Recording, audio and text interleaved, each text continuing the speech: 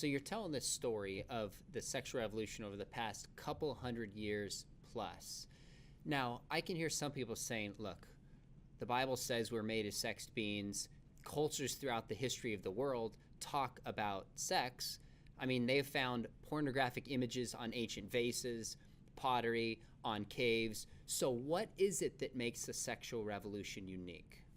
Yeah, that's again, all your questions seem to be good. That's I Oh, suddenly realized that thanks. every answer I'm giving, that's a great question. Well, that is a great question.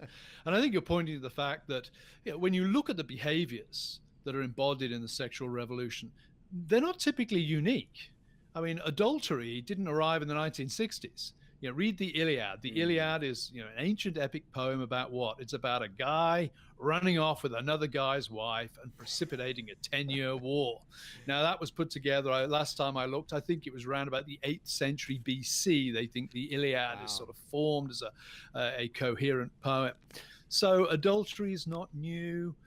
Go back to ancient Greece, homosexuality, homosexual behavior is not new. As you pointed out, pornography, the public depiction of sex acts in works of art, etc., that's not new.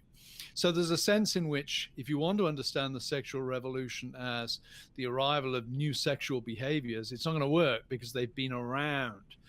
What's different in the sexual revolution, I think, is two things. One, there is the bounds of transgression are effectively abolished, Mm. or are massively extended beyond anything we've ever seen before in human history. So that transgressive nature of sex disappears. But more importantly, I think the sexual revolution philosophically is predicated on a notion that really gained steam after, well, via the work of and then after Sigmund Freud. And Mm-hmm. that is the idea that our sexual desires are fundamentally constitutive of who we are. Mm. And we see that in the language we use when you think we talk about lesbians, gays, we straight even. We routinely identify people relative to their sexual desire.